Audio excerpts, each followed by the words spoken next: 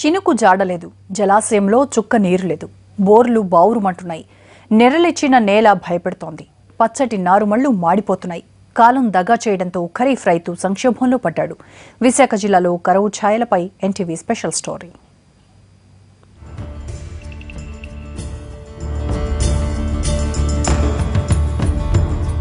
విశాఖ జిల్లాలో కరువు కోరలు చేస్తోంది. కాలం కలిసిరాక ఖరీఫ్ రైతు డీలా పడ్డాడు. నారుమళ్లను నిలబెట్టుకోవడానికి అన్నదాత నానా అవస్థలు పడుతున్నాడు.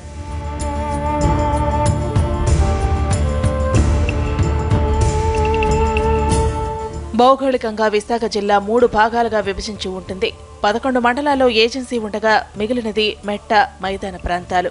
4 ప్రధాన జలాశయాలు, చెరువులు, కాలువల కింద సుమారు 2,03,000 హెక్టార్ల పంట సాగవుతుంది. వీటిలో 2 పంటలు పండే భూములే అధికం. తాండవ, రైవాడ, కోనం రిజర్వాయర్ల కింద ఎక్కువ ఆయకట్టు ఉండగా పెద్దేరు, కళ్యాణపులోవ జలాశయాల నీటిపై ఆధారపడి 100 ఎకరాలు సాగులో ఉన్నాయి.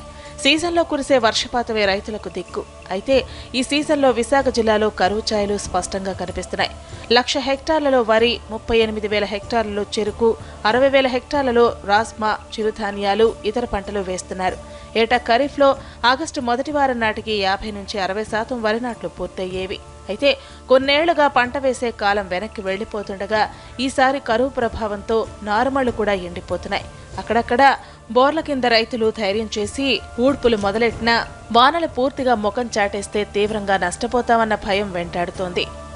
వర్షాలు లేవండి, చచ్చిపోయిందండి. చెర్లు ఉన్నాయండి, చెర్లు నీళ్ళు లేవండి. తాగనందుకు కూడా పశువులు కూడా కడుక్కోవడానికి ఇబ్బందిగా ఉన్నదండి. కరువుకి ఎలాగ ఒడ్డెక్కాల, అప్పులు తీరలేదు, ఏమి తీరలేదు. ఈ ఏడాది విశాఖ జిల్లాలో లోటు వర్షపాతం నమోదైంది. ఖరీఫ్లో వర్షాభావ పరిస్థితులు కొనసాగుతున్నాయి. సాధారణం కంటే 35% తక్కువగా వానలు కురిశాయి. జూలై నెలలో జిల్లా సగటు వర్షపాతం 197.3 మిల్లీమీటర్లు కాగా 128 మిల్లీమీటర్లు మాత్రమే కురిసింది. జూన్ నుంచి ఆగస్టు మొదటి వారం దాకా అంతంత మాత్రంగానే వర్షాలు పడుతుండటంతో రైతులు ఆందోళన చెందుతున్నారు. సాధారణంగా ఈ సమయానికి జిల్లాలో వ్యవసాయ పనులు ముమ్మరంగా సాగుతూ ఉండాలి. కానీ సగానికి పైగా భూముల్లో ఇప్పటికీ దుక్కులు కూడా దున్నలేదు. కొద్దిపాటి నీటి సదుపాయం ఉన్న ప్రాంతాల్లో నారు ఎదిగినా నాట్లు వేసేందుకు సరిపడా నీరు లేదు. వర్షాలపై నమ్మకం పెట్టుకుని పంటలు వేసేందుకు రైతులు సాహసించడం లేదు. ఏమీ లేక నిర్మలంగా ఉన్నాం మేము. ఒక్కొక్క అరేకలం భూమి ఉందంటే పంటలు లేవు, వర్షాలు లేవు, మధ్యలో ఉన్నాం, ఇబ్బందులు పడిపోతాను. ఒక సుక్క కూడా రాదు డామ్లో వాటరే. పరివాహక ప్రాంతంలో గట్టి వర్షాలు పడకపోవడంతో జలాశయాల్లో నీటి మట్టం కనిష్ట స్థాయికి పడిపోయింది. కోనం, రైవాడ రిజర్వాయర్ల పరిస్థితి కాస్త మెరుగ్గానే ఉన్నా తాండవ మాత్రం తీవ్రమైన నీటి ఎత్తిడిని ఎదుర్కొంటోంది. ఆగస్టు 15 తర్వాత వానలు పడతాయని జిల్లా యంత్రాంగం ఆశగా ఎదురుచూస్తోంది. అయితే వాతావరణ శాఖ హెచ్చరికలు మాత్రం రైతులను భయపెడుతున్నాయి. మరోవైపు బోర్ల దగ్గర సాగుకు సిద్ధమైన రైతుల పరిస్థితి గందరగోళంగానే ఉంది.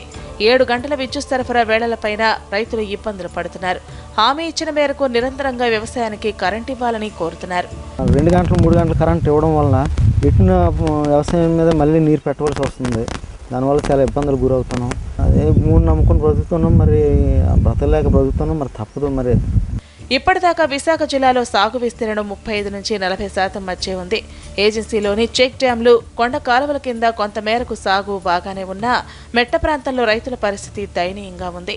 ఇక 2 పంటలు ఖాయంగా పండే చోడవరం, అనకాపల్లి, యలమంచిలి నియోజకవర్గాల్లోని సారవంతమైన భూములు సైతం పగుళ్లు వచ్చి కరువు జాడలు కనిపిస్తున్నాయి. ఇదే పరిస్థితి కొనసాగితే కూలీ పనులు కూడా దొరకవని రైతాంగం గగ్గోలు పెడుతోంది.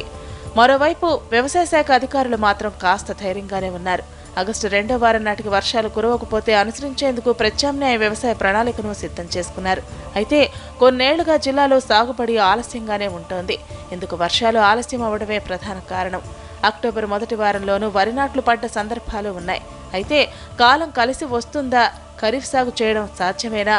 పశుగ్రాసం కూడా దొరక్కపోతే పరిస్థితి ఏంటన్నది అన్నదాతను వెంటాడుతున్న భయం.